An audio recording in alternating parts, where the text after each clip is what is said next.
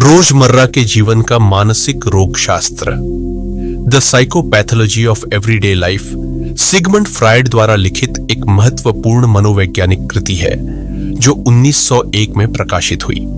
इस पुस्तक में फ्रायड ने यह सिद्ध किया कि हमारे रोजमर्रा के जीवन में होने वाली छोटी मोटी भूलें, चूकों और दुर्घटनाओं के पीछे मानसिक और अवचेतन कारण होते हैं। फ्रायड ने इन छोटी छोटी घटनाओं को अवचेतन मन के प्रकट होने के रूप में समझाया और इसे मनोविश्लेषण के दृष्टिकोण से विश्लेषित किया।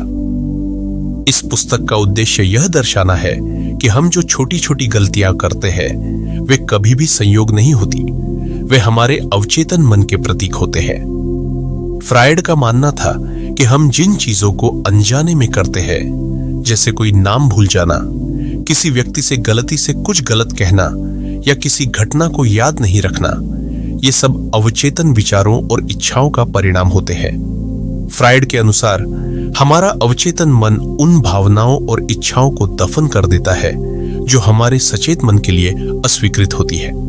फिर ये अवचेतन इच्छाएं कभी कभी हमारे दैनिक जीवन में छोटे छोटे रूपों में सामने आती है, जैसे भूल जाना, हिचकिचाहट या गलतफहमियां। मुख्य विचार और सिद्धांत फ्रायड ने इस पुस्तक में निम्नलिखित मुख्य विचार प्रस्तुत किए हैं। 1. भूलें और चूकें, फॉरगेटिंग एंड मिस्टेक्स। फ्रायड के अनुसार जब हम कुछ भूलते हैं, जैसे किसी का नाम या कोई घटना, तो यह केवल एक संयोग नहीं होता, इसके पीछे हमारे अवचेतन मन का कोई गहरा कारण होता है।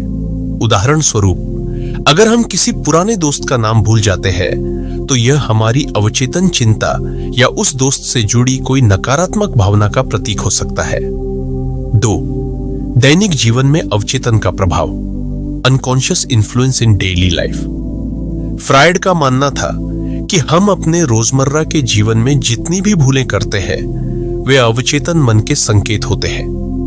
उदाहरण के तौर पर, जब हम कोई गलत शब्द बोलते हैं या किसी अन्य व्यक्ति के लिए किसी शब्द का प्रयोग करते हैं तो यह हमारे अवचेतन विचारों का प्रदर्शन हो सकता है।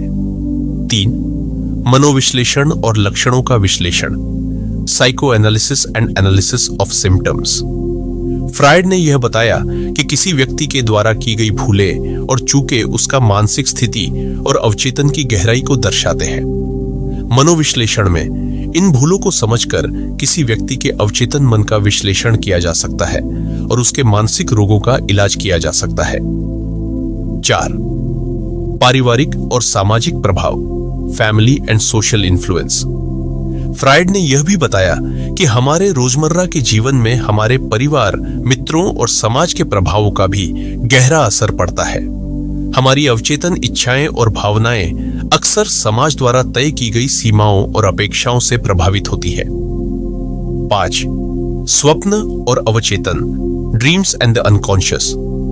स्वप्नों के बारे में फ्रायड के सिद्धांत को स्वप्नों की व्याख्या, द इंटरप्रिटेशन ऑफ ड्रीम्स में प्रस्तुत किया गया है, लेकिन यहां पर भी उन्होंने यह कहा कि स्वप्न अवचेतन विचारों और इच्छाओं का बाहरी रूप होते हैं। रोजमर्रा की गलतियां भी उसी तरह अवचेतन मानसिक प्रक्रिया का हिस्सा होती है जैसे स्वप्न। फ्रायड ने पुस्तक में विभिन्न वास्तविक जीवन के उदाहरण दिए हैं जिसमें लोगों द्वारा की गई भूलों और चूकों का विश्लेषण किया गया है। वह बताते हैं कि कैसे किसी व्यक्ति का नाम भूल जाना या किसी शब्द का गलत प्रयोग करना उसके अवचेतन के गहरे विचारों और इच्छाओं का परिलक्षण हो सकता है। उदाहरण के तौर पर, अगर कोई व्यक्ति किसी पुराने प्रेमी का नाम भूल जाता है तो यह संकेत हो सकता है कि वह व्यक्ति उस रिश्ते को दमन करना चाहता है या उससे जुड़ी कोई नकारात्मक भावना रखता है। मानसिक रोगों के संकेत, फ्रायड ने यह भी बताया कि कई मानसिक रोगों के लक्षण रोजमर्रा के जीवन की भूलों और चूकों में छुपे होते हैं। उदाहरण के तौर पर, अगर कोई व्यक्ति लगातार भूल रहा है तो यह उसके मानसिक तनाव, चिंता या अवसाद का संकेत हो सकता है। फ्रायड के अनुसार मानसिक बीमारियां अवचेतन में दफन भावनाओं और इच्छाओं के परिणाम स्वरूप होती है जो एक व्यक्ति की चेतना में प्रकट होती है। अवचेतन और चेतन का संबंध, फ्रायड के अनुसार चेतन और अवचेतन मन के बीच एक गहरा संबंध होता है। वह मानते थे कि अवचेतन मन हमारे विचारों, इच्छाओं और भावनाओं का बड़ा हिस्सा होता है, जिसे हम सामान्यतः अनुभव नहीं करते, लेकिन यह हमारे कार्यों और व्यवहारों पर गहरा प्रभाव डालता है। फ्रायड ने यह सिद्ध किया कि अवचेतन के विचार अक्सर हमारे चेतन मन से छुपे रहते हैं, और जब हम कुछ भूलते हैं या कोई गलती करते हैं तो वह अवचेतन विचार हमारे सामने आ जाते हैं।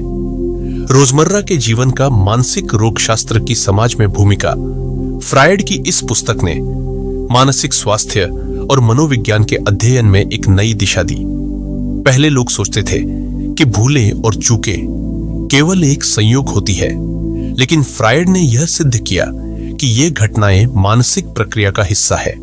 इसके अलावा फ्रायड के विचारों ने समाज में यह समझ विकसित की कि मानसिक स्वास्थ्य केवल बड़े मानसिक विकारों तक सीमित नहीं है, बल्कि यह हमारे रोजमर्रा के जीवन में भी गहरे प्रभाव डालता है।